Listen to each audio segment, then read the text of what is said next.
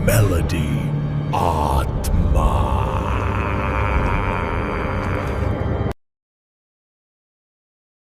रोहित मुंबई के पास एक छोटे कस्बे में रहता था। गरीब आदमी था, रिक्शा चलाकर घर का खर्चा मुश्किल से निकाल पाता। उसकी बीवी महीनों से बीमार थी और दवाइयों के लिए पैसे नहीं थे।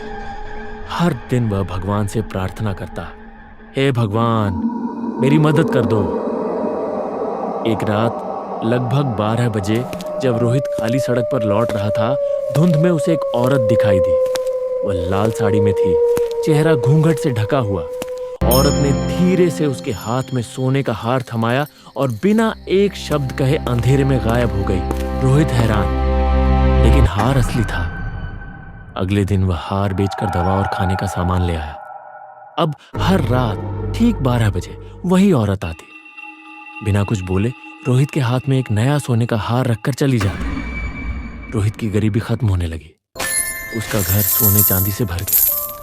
लेकिन एक अजीब बात थी, हर हार पर खून के धब्बे होते, जिन्हें रोहित साफ करके बेच देता। बीवी पूछती, ये सब कहां से ला रहे हो? रोहित झूठ बोल देता, नसीब खुल गया। एक दिन रोहित ने तय किया कि वह उस औरत का पीछा करेगा। वो आधी रात को छुपकर पीछे गया। औरत धुंध में चलते चलते कस्बे के पुराने श्मशान की ओर मुड़ी। वह वहां जाकर अचानक गायब हो गई। रोहित को श्मशान की जली हुई राख में वही हार पड़े मिले और हर हार पर ताजा खून लगा था। अगले दिन उसने गांव के बुजुर्ग पंडित से सब बताया। पंडित का चेहरा सफेद पड़ गया। उसने कहा, 30 साल पहले इस कस्बे में एक औरत कमला रहती थी। उसके पति ने लालच में उसकी हत्या कर दी थी और उसके गहने श्मशान में जला दिए थे। उसकी आत्मा आज भी अपने गहनों की तलाश में भटकती है, लेकिन जो भी उसके हार लेता है वह उसकी मौत का हिस्सा बन जाता है।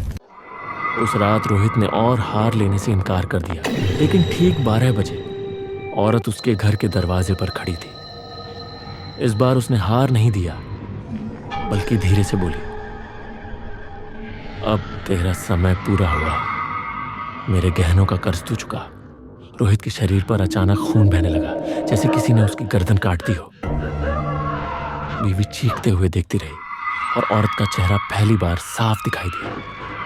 उसकी आंखें लाल, चेहरा जला हुआ और गले में वही सोने के हार थे जो रोहित ने बेचे थे। सुबह गांव वालों ने रोहित का शव पाया। उसके गले में वही हार था जिसे उसने पिछली रात बेचा था। लोग कहते हैं, आज भी अगर कोई लालच में उस सड़क से आधी रात गुजरे तो कमला की आत्मा उसे सोने का हार थमाती है और जो उसे ले ले उसकी मौत निश्चित है।